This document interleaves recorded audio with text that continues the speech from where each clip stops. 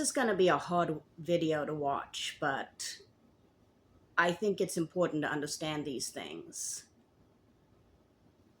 Even though I just beat up my wife, it made me feel the adrenaline, and I don't know what caused me to feel like that, but I felt like I was the man. Now, it is extremely rare to hear an abuser speak this bluntly, and that's why I wanted us to watch this video.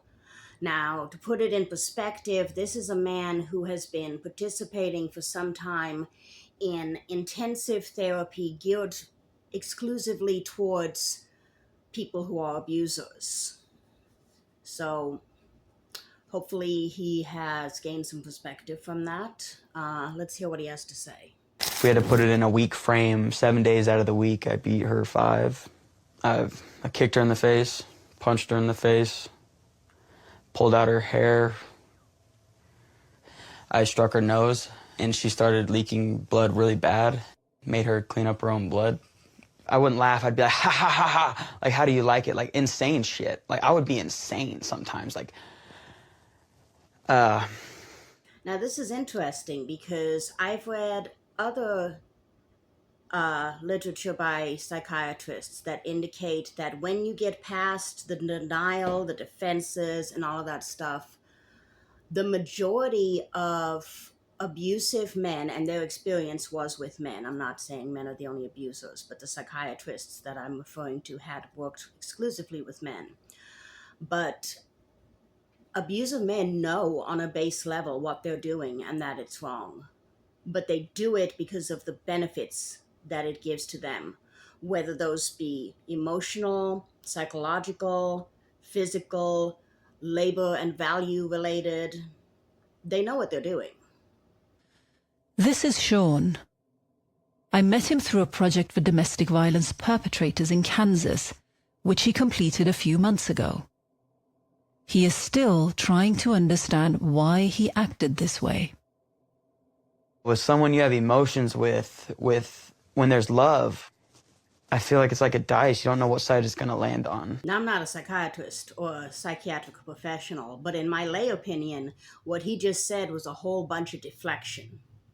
So he is recognizing some things, but also still deflecting fault, deflecting blame and responsibility.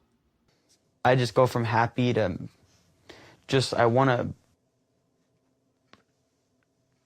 beat you up, you know, so bad. Now, that is a disturbing level of volatility. We all experience overwhelming anger at times. Believe me, I know.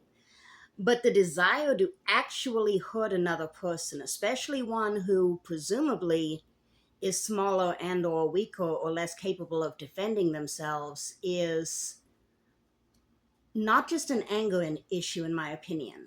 That is a cruelty issue. That is a basic, fundamental part of their character, that it takes someone else feeling bad for them to feel good. And you're about to hear him say it.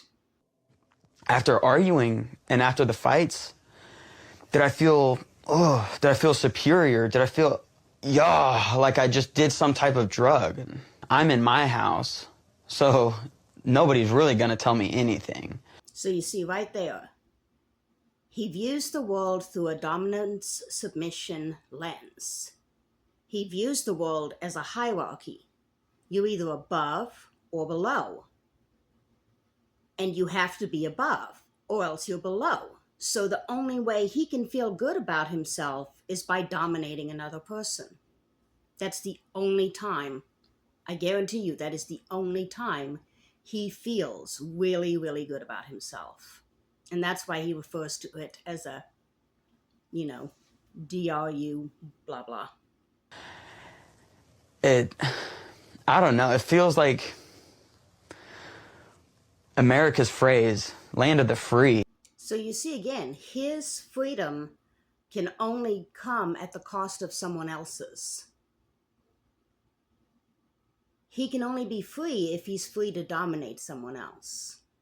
This is the toxic interpretation of freedom, by the way. I could make a whole nother video about that, but you see what I'm saying? he's still making excuses and trying to claim he doesn't know why he did it, but he does, and he states it quite clearly.